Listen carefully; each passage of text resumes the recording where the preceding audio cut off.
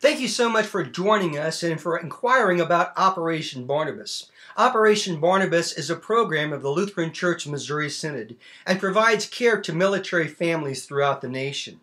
What we've found is that since 2001, our military has been through immense pressures in working and fighting the war on terror. Not only our warriors, but also their families have gone through immense pressures. And in their time of need, the church is uniquely positioned to be able to give something that our government cannot and should not give. The military has the responsibility to be able to provide bullets, beans, training, uniforms, all of the logistical needs and training to equip our warriors to do their job. But there is one thing that is not given to the state, one thing that is given to the church, and that is the gospel of Jesus Christ. Our task as Operation Barnabas is to share a love of Christ with military families in our communities.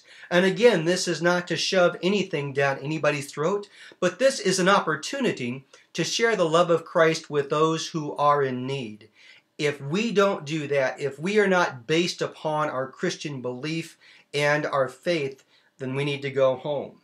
But again, we do this in a way that is respectful of the boundaries of the military as well as the boundaries of the church, and to be able to serve in a way that respects and honors those boundaries as well as the boundaries of the church. Now, our church began to work with reserve chaplains in 2003, 4, and 5. Our reserve chaplains were called to the fight. There's one team, one fight. Not reserve active, but one team, one fight. But our reservists then, after 1 year, 2 years being activated, would come back to their churches. And we found out that our reserve chaplains were not prepared for this. Our reserve chaplain family were not ready for this as well, and our congregations weren't prepared.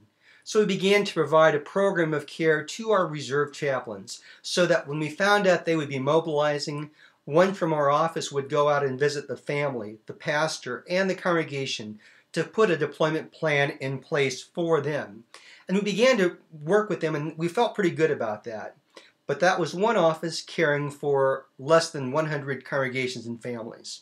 And we knew there was so much more need out there, so that we began to focus upon not only the chaplains, but also our reserve families. We wanted to encourage our congregations, 6,000 strong throughout the United States, to be able to provide care for our reserve families. So we went out, we did workshops, and we said, listen, what we need you to do, and what we encourage you to do, is to have your congregation be a Barnabas congregation, meaning that if there are military-connected people inside your church walls, members who are veterans, members who are service members, members who have children who are service members, we want to help provide care for military members and those who are congregationally connected, meaning inside those church walls, friends and family, congregation. And the way that we would do that is to have a Barnabas congregation. What that meant was to care for, honor, and recognize military in your congregation. And again, recall, this is congregationally connected, members and friends.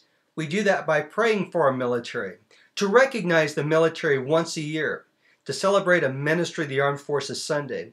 And all that seeks to do is to share with churches on a local level what the national church body is doing to provide care for our military neighbors and military members.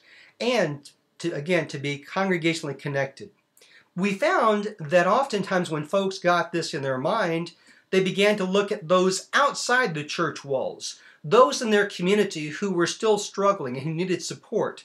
So we also wanted to provide care for members and intentional outreach to military families. Again, to share the love of Christ, to provide what we could for them. Realize again, this is a respectful offer for service.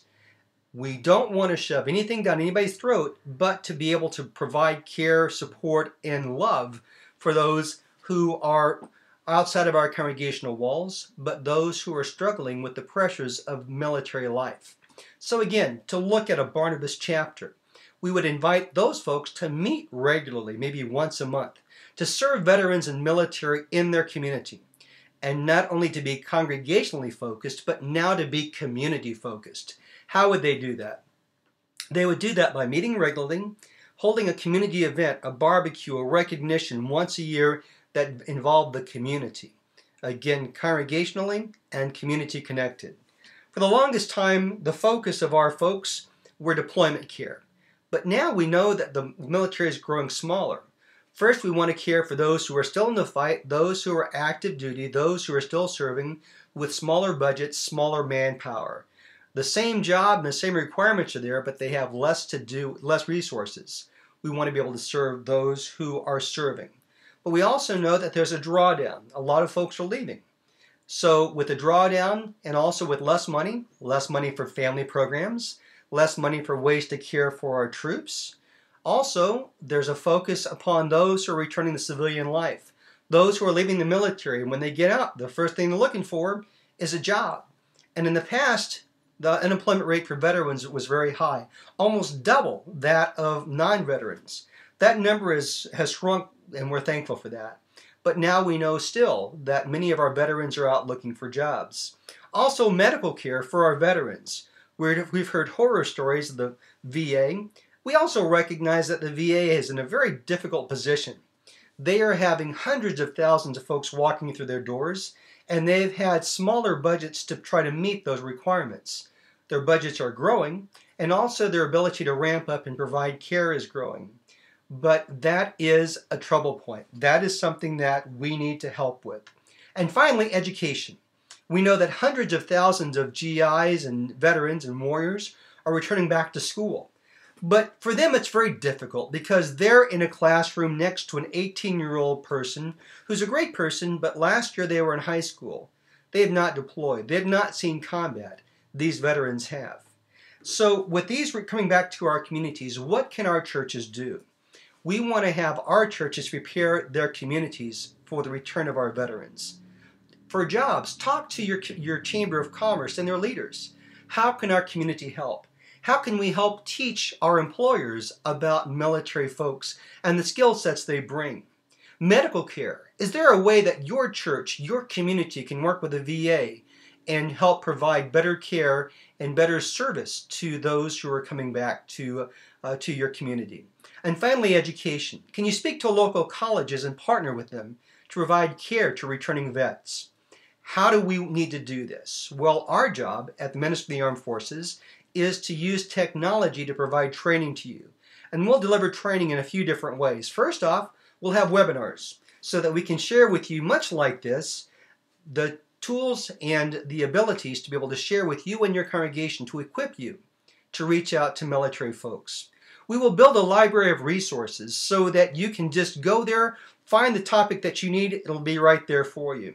If you need us, we'll come to you. We'll come to your church and do an in-person visit to help you plan and create a way that you might reach out to military families.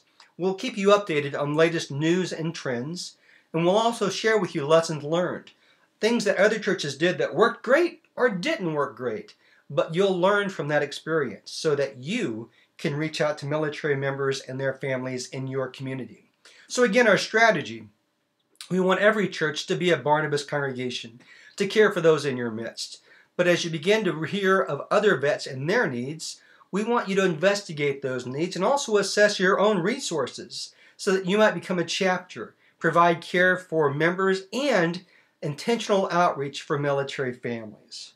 Again, this has been Mike Marino. I'm so glad that you were able to join us for this brief introduction to Operation Barnabas. God bless you, and God bless those who serve our country. Thank you for your time.